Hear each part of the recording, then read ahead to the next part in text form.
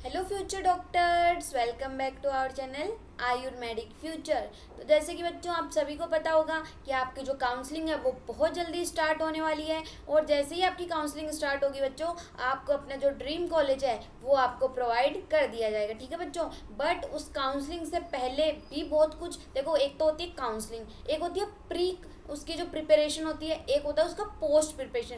तीन स्टेप्स में आपकी ये काउंसलिंग पूरी होती है। अगर एक भी स्टेप में आपने कोई गलती की तो आप अपने कॉलेज पाने से चूक सकते हो बच्चों। आपके मार्क्स बहुत अच्छे होंगे नो डाउट, बट एक छोटी सी गलती आपको अपना कॉलेज नहीं दिलवाएगी। तो आप ऐसी गलती मत करना बच्चों। और जो आपकी फीस है वो भी आपकी पूरी की पूरी चली जाएगी और आपको कुछ भी रिफंड नहीं होगा, ना कॉलेज होगा ना आपको फीस रिफंड होगी। ठीक है बच्चों, ना कॉलेज ना फीस, कुछ भी आपको नहीं मिलने वाला। तो आज मैं ये सारी जानकारी आपको देने वाली हूँ कि कैसे कैसे आप अपनी फीस की मतलब कि करवा सकते हो। रजिस्ट्रेशन फीस कितनी होगी, रिफंडेबल फीस कितनी होगी, कौन सी काउंसलिंग में आपको पार्टिसिपेट करना है और कैसे मेजर स्टेप्स हैं जो आपको गलती नहीं करनी है काउंसलिंग के टाइम पे, ताकि आपके जो पैसे हैं वो भी चले जाएं और आपकी कॉलेज है वो भी चली जाए। ठीक है बच्चों, तो देखो बच्चों सबसे पहले अपन बात करते हैं। यहाँ पे देखो बोला गया है नॉन रिफंडेबल रजिस्ट्रेशन फीस। ऐसी कौन सी फीस है जो नॉन रिफंडेबल होगी, अपन को वो रिफंड नहीं होगी। ठीक है बच्चों, तो ये देखो all India quota government college, ठीक है, जो अपनी सीटें होती है गवर्नमेंट कॉलेज की, ऑल इंडिया कोटा की जो काउंसलिंग होती है, ठीक है, डबल ए ट्रिपल सी की, उसके अंदर all India quota government aided college, government aided college जो दोनों ही ऑल इंडिया कोटा की, और सेंट्रल यूनिवर्सिटी नेशनल इंस्टीट्यूट जैसे कि अपना एनआईए हो गया, सेंट्रल यूनिवर्सिटीज़ हो गई सारी, इनकी जो फीस होती है बच्चों वो नॉन रिफंडेबल होती है। और कौन सी कैटेगरी के लिए कितनी फीस होती है, तो देखो सबसे पहले UR, EWS, OBC, NCL, NCL मतलब कि नॉन क्रीमी लेयर, इनके लिए जो फीस होती है रजिस्ट्रेशन की। सिक्योरिटी मनी अलग होता है बच्चों, ये तो सिर्फ होती है आपकी रजिस्ट्रेशन की फीस जो आप काउंसलिंग के टाइम पे रजिस्ट्रेशन करवाओगे उसकी। देखो बच्चों यूआर, ईडब्ल्यूएस, ओबीसी के लिए होती है अपनी 1000 रुपीज़। आपको 1000 रुपीज़ फीस है जो आपको रजिस्ट्रेशन के टाइम पेमेंट करना पड़ेगा। वही इन सभी के लिए मतलब कि गवर्नमेंट कॉलेज, गवर्नमेंट एडेड, अपनी जो सेंट्रल यूनिवर्सिटी होती है, नेशनल इंस्टीट्यूट होते हैं, इनके लिए एससी, एसटी और पीडब्ल्यूडी, इन कैटेगरी को ₹500, इनके 500 रुपये लगेंगे बच्चों रजिस्ट्रेशन फीस। ठीक है बच्चों, और जो डीम्ड यूनिवर्सिटी होती है, जिस बच्चे को डीम्ड यूनिवर्सिटी लेनी होती है उसको ऑल कैटेगरी, चाहे वो ईडब्ल्यूएस हो, यूआर हो, एससी, एसटी, पीडब्ल्यूडी, उन बच्चों को 5000 रुपये यहाँ पे पेमेंट करना पड़ेगा। ठीक है बच्चों, तो ये तो हो गई अपनी रजिस्ट्रेशन की फ़ीस जो नॉन रिफंडेबल होती है। ये रजिस्ट्रेशन फ़ीस आपको रजिस्ट्रेशन के टाइम पे आपको पेमेंट करना पड़ेगा। आप अपनी कैटेगरी के हिसाब से देख लो कि आपको कितना पेमेंट करना है, और ये नॉन रिफंडेबल होगा। अगर आप डीम्ड यूनिवर्सिटी लेना चाहते हो तो आपको 5000 रुपये देना, चाहे आपकी कोई सी भी कैटेगरी हो। ठीक है बच्चों, फिर नेक्स्ट अपन बात करते हैं किसकी, जो अपना रिफंडेबल सिक्योरिटी मनी होता है। ये वो मनी होता है जो अपन को रिफंड हो जाता है। ठीक है बच्चों, refunded to candidate as per counselling schedule the bank account, जिस भी अकाउंट से आपने वो पेमेंट किया था उसमें वो आपको मिल जाएगा। ठीक है बच्चों, तो नेक्स्ट अपन देखते हैं इसकी कितनी फीस होती है। या फिर जब आपका एडमिशन होता है तब वो आपकी फ़ीस के अंदर, या तो ये आपको कॉलेज नहीं मिलता है या फिर किसी भी कारण से आप कॉलेज नहीं लेते हो तो ये आपको रिफ़ंड हो जाएगा। बट उसके भी रूल रेगुलेशन होते हैं कौन से बच्चे को ये रिफ़ंड होगा। हर बच्चे को रिफ़ंड नहीं होता बच्चों, छोटी सी गलती की वजह से आपका मनी होता है वो चला जाता है। ठीक है बच्चों, तो कौन से होगा, या फिर वो आपके जो आप कॉलेज लोगे उसके अंदर ये इंक्लूड हो जाएगा। ठीक है बच्चों, तो देखो सबसे पहले all India quota government college, all India quota government aided college, central university, national institute, इसके लिए जो ऑल कैटेगरीज होती हैं, सारी कैटेगरी आपकी SC, ST, EWS, OBC, EWS के अंदर जो जनरल सब कुछ आ गया यहाँ पे, उसकी होती है 20,000 रुपये। ये होती है आपकी सिक्योरिटी मनी बच्चों, जो क्या होती है रिफंडेबल होती है बट कुछ रूल्स एंड रेगुलेशन के अंतर्गत। सारी कैटेगरीज की यही रहने वाली है।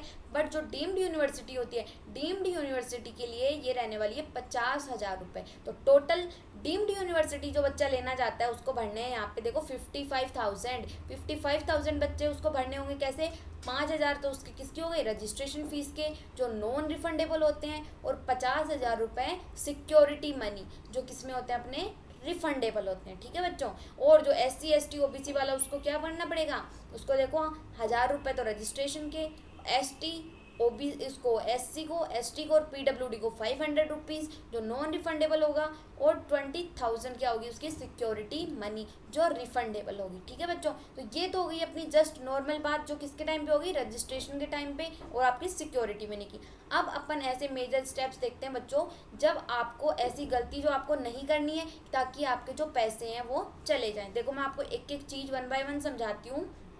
देखो इन्होंने अपने कुछ रूल रेगुलेशन बता रखे हैं, अगर आप इन पे उतरोगे और इनको फॉलो करोगे तभी आपको आपके पैसे रिफंड होंगे, अदरवाइज नहीं होंगे। तो देखो सबसे पहले इन्होंने क्या दिया है, राउंड 1। राउंड 1 में क्या होता है बच्चों, देखो राउंड 1 जब आपकी काउंसलिंग स्टार्ट हुई, आपका राउंड 1 हुआ। राउंड 1 में आप क्या होते हैं, फ्री एग्जिट, मतलब कि यस वेदर ज्वाइंट और नॉट ज्वाइंट, आप ज्वाइन करो चाहे मत करो, आपको कॉलेज अलॉट हो गया, आप ज्वाइन करो तो ठीक है, नहीं करो तो ठीक है, आपका सिक्योरिटी मनी कहीं भी नहीं जाएगा। ठीक है बच्चों, exit with forfeiture of counselling fees, no forfeiture of counselling fees, आपकी जो काउंसलिंग फीस है वो कहीं से आपकी कटी नहीं जाएगी। अगर आप राउंड 1 में कोई कॉलेज लेते हो या नहीं लेते हो, आप जाना चाहो चाहे मत जाना चाहो, आपकी वो फीस कहीं नहीं जाएगी, आपको वो रिटर्न कर दी जाएगी। ठीक है बच्चों, देखो उन्होंने साफ लिखा है, the candidate shall be eligible for further counselling as per eligibility criteria, मतलब कि वो फर्दर राउंड्स के लिए क्या हो जाता है, एलिजिबल हो जाता है, उसको कहीं भी रोका नहीं जाता है। ठीक है बच्चों, ये तो हो गई राउंड 1 की बात, ध्यान से सुनना बच्चों। ठीक है, राउंड 1 की बात हो गई। फिर अपन बात करते हैं राउंड 2 की बात। राउंड 2 में देखो, no free exit if seat allotted, अगर आपको सीट अलॉट हो गई है, सीट आपको मिल चुकी है, तो आप इजीली फ्री एग्जिट नहीं कर सकते, उस सीट को आप नहीं छोड़ सकते। किस चीज़ के लिए, देखो इसकी भी कंडीशन है, इफ़ नॉट ज्वाइंड और विड्रॉ आफ्टर ज्वाइनिंग, अगर आपने ज्वाइन नहीं किया तब तक तो वो बात ठीक है, अगर आपने ज्वाइन कर लिया तब आप उस सीट को नहीं छोड़ पाओगे, बट छोड़ सकते हो किस बेसिस पे, वो हम देखो यहाँ पे बता सकते हैं आपको। ज्वाइन द अलॉटेड इंस्टीट्यूट, एक कंडीशन ये हो सकती है बच्चों, join the allotted institute and submit willingness of upgradation at the time of reporting. देखो अगर आपने इंस्टीट्यूट आपको मिल गया तब आप क्या करो, उसको ज्वाइन कर लो, अपने जो डॉक्यूमेंट्स हैं वो वहाँ पे सबमिट कर दो। ठीक है, and then participate subsequent record, अगर आप चाहते हो कि मेरा राउंड क्या हो, अपग्रेड हो, तो वहाँ पे आप अपने राउंड को जो नेक्स्ट राउंड है उसके लिए क्या कर सकते हो, अपग्रेड भी कर सकते हो। ठीक है बच्चों, जो आपको कॉलेज मिला है उसको ज्वाइन कर लो, उसको आपको जो अलॉट हो उसको आपके डॉक्यूमेंट्स फिलिंग कर लो, और वहाँ पे आप नेक्स्ट राउंड के अगर आप चाहते हो कि मेरा अपग्रेडेशन हो तो आप नेक्स्ट राउंड के लिए अपग्रेड भी कर सकते हो। ठीक है, as per eligibility criteria prescribe for that round by filling fresh choices, आपकी वहाँ पे जो चॉइस फिलिंग होगी वो क्या होगी, फ्रेश होगी, पिछली वाली जो चॉइस फिलिंग है वो नहीं मानी जाएगी, जो नई चॉइस फिलिंग है वो आपको यहाँ पे करनी पड़ेगी। ठीक है, ये तो होगी जब आप ज्वाइन कर लेते हो। ठीक है, सेकंड बात ये है, if not join can participant, अगर आपने ज्वाइन ही नहीं किया है, राउंड 2 में आपको कॉलेज मिल गया बट आपने वो ज्वाइन नहीं किया, ये तो हो गई जब आपने ज्वाइन कर लिया। राउंड 2 की दूसरी बात, जब आपने ज्वाइन ही नहीं किया। ठीक है, if not join can participate in subsequent, अगर आपने ज्वाइन नहीं किया तो आप नेक्स्ट राउंड में क्या कर सकते हो, पार्टिसिपेट कर सकते हो एज पर एलिजिबिलिटी क्राइटेरिया, जो भी आपका क्राइटेरिया हो। ठीक है, फिर उस राउंड के लिए by filling fresh choice filling, आपकी चॉइस फिलिंग है वो क्या होगी, फ्रेश ही होगी, but need to registration again with payment of complete counselling fees again.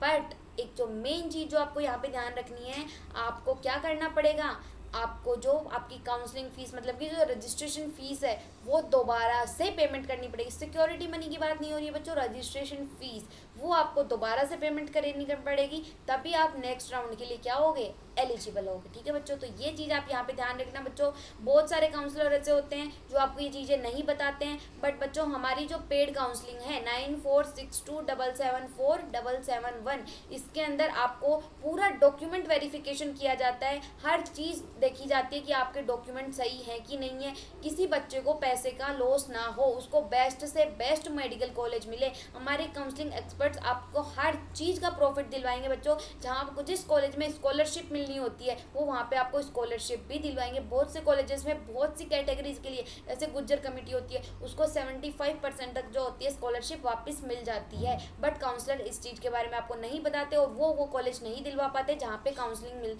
की स्कॉलरशिप मिलती है। तो आप ऐसी गलती मत करना बच्चों, हमारे एक्सपर्ट्स आपको हर चीज़ के बारे में बताते हैं, जहाँ पे स्कॉलरशिप मिलती है और जो आपके लिए बेस्ट कॉलेज होता है, जहाँ पे OPD IPD, patient flow visit बहुत अच्छी होती हो, वो वहाँ पे आपको एडमिशन करवाते हैं। आपको प्रॉपर गाइडेंस किया जाता है, आपका हर एक डॉक्यूमेंट वेरिफिकेशन वो खुद से करते हैं, हर चीज़ का डॉक्यूमेंट आपका ध्यान रखेंगे और आपकी प्रॉपर चॉइस फिलिंग, जो कॉलेज अलॉट होने में जो सबसे मेन क्राइटेरिया होता है वो होता है बच्चों चॉइस फिलिंग। चॉइस फिलिंग से आप बच्चों बहुत अच्छी कॉलेज भी ले सकते हो, और अगर आप गलत चॉइस फिलिंग करते हो तो आपको कॉलेज नहीं भी मिलता है, आपका पूरा 1 साल खराब हो जाता है बच्चों। और अगर बेस्ट कॉलेज आप चूज करोगे, बेस्ट चॉइस फिलिंग आप करोगे, तो आपको बेस्ट से बेस्ट कॉलेज भी बच्चों मिल जाएगा। ठीक है बच्चों, तो आप इन सब का प्रॉफिट पाने के लिए हमारा जो नंबर है 9462774771, हमारी एक्सपर्ट टीम बैठी है, वहाँ पे आप कॉन्टेक्ट कर सकते हो। ठीक है बच्चों, नेक्स्ट आप देखो क्या है, can exit the round 1 and round 2 admitted seat with forfeiture of counselling fee 3 days prior to commencement of round 3। देखो, आप अपना जो राउंड 1 और राउंड 2 में जो आपको सीट मिली थी वो आप छोड़ सकते हो। ठीक है, आपको फीस तो जाएगी आपकी। आप अगर राउंड 3 में पार्टिसिपेट करना चाहते हो, अगर आप राउंड 3 में पार्टिसिपेट करना चाहते हो तो आपको राउंड 1 और राउंड 2 की आपकी सीट छोड़नी पड़ेगी, प्लस आपका जो फीस है, आपकी जो काउंसलिंग फीस है वो भी आपकी यहाँ पे चली जाएगी। ठीक है बच्चों, prior to commitment of round 3 के पहले, जब राउंड 3 स्टार्ट नहीं हुआ उससे पहले। ठीक है बच्चों, and can participate in subsequent round, फिर आप नेक्स्ट राउंड 3 में पार्टिसिपेट कर सकते हो। इन्होंने साफ साफ लिखा है, अगर आप एक भी गलती यहाँ पे करोगे और अगर किसी बच्चे को ये चीज़ें नहीं समझ में आती हो तो वो हमारे एक्सपर्ट से एकदम बेस्ट काउंसलिंग करवा के बेस्ट कॉलेज यहाँ पे ले सकता है। ठीक है बच्चों, राउंड 3 कैन पार्टिसिपेट और सब्सिक्वेंट राउंड, वो नेक्स्ट राउंड में पार्टिसिपेट कर सकता है, बट यहाँ पे उसकी फीस है, सिक्योरिटी मनी है, वो यहाँ पे उसका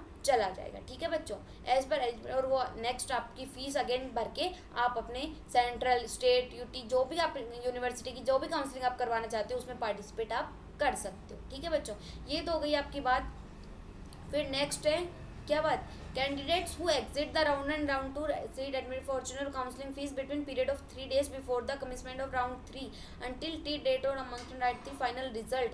ठीक है बच्चों, अगर किसी बच्चे ने राउंड 1 और राउंड 2 की अपनी सीट छोड़ी है तो उसको उसकी जो काउंसलिंग फीस है वो नहीं मिलेगी। ठीक है, with the forfeiture of counselling fee between the period of 3 days before the commitment of round 3 के पहले पहले अगर वो कर देता है तो उसके चांसेस हैं, अदरवाइज उसको वो फीस नहीं मिलेगी राउंड 3 के रिजल्ट से पहले। ठीक है बच्चों, विल बी एलिजिबल, और वो एलिजिबल हो जाएगा किसके लिए, स्टेट और यूनिवर्सिटी की काउंसलिंग के लिए, बट वो इन एलिजिबल हो जाएगा किसके लिए बच्चों, AA-CCC की जो काउंसलिंग है उसके लिए। वो एलिजिबल हो जाएगा किसके लिए, स्टेट और यूनिवर्सिटी की काउंसलिंग तो वो करवा सकता है, बट AA-CCC की जो काउंसलिंग होती है उसके लिए वो इन एलिजिबल हो जाएगा, मतलब वो वहाँ से आउट हो जाएगा। ठीक है बच्चों, तो ये चीज़ें आप छोटी छोटी गलती मत करना, ध्यान रखना। ठीक है, फिर नेक्स्ट चीज़ इन्होंने बताई है, if the candidate withdraw the round 1 and round 2 seat with the announcement of round 3 final result, अगर कोई बच्चा अपने राउंड 1 और राउंड 2 की सीट है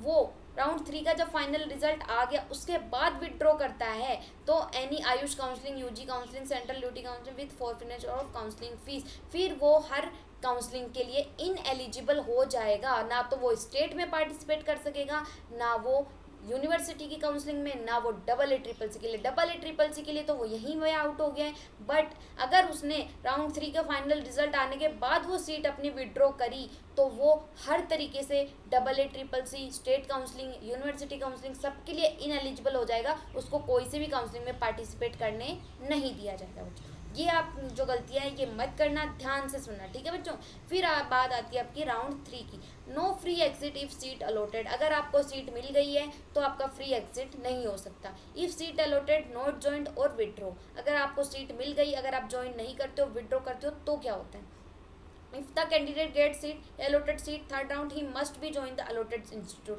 राउंड 3 में बच्चों उसको जो भी कॉलेज मिला है वो उसको मस्ट है, ज्वाइन करना ही करना पड़ेगा, otherwise will be ineligible for further Ayush counselling, अगर उसने वो ज्वाइन नहीं किया तो वो फर्दर जो आयुष की काउंसलिंग है उसकी counselling, state counselling, central counselling, university counselling, इन सब के लिए वो क्या हो जाएगा, इनएलिजिबल हो जाएगा और उसको फीस भी उसकी नहीं मिलेगी। ठीक है बच्चों, यही सेम चीज़ें राउंड 4 और राउंड 5 के लिए हैं। तो बच्चों ये जो रूल्स हैं ये आप अच्छे से ध्यान से रखना। Stay vacancy round, extra stay vacancy round, इनके लिए भी ये चीज़ें, अगर इंस्टीट्यूट मिल गया, अगर आप ज्वाइन नहीं करते हो तो आप बाकी की जो काउंसलिंग है उससे बाहर हो जाओगे।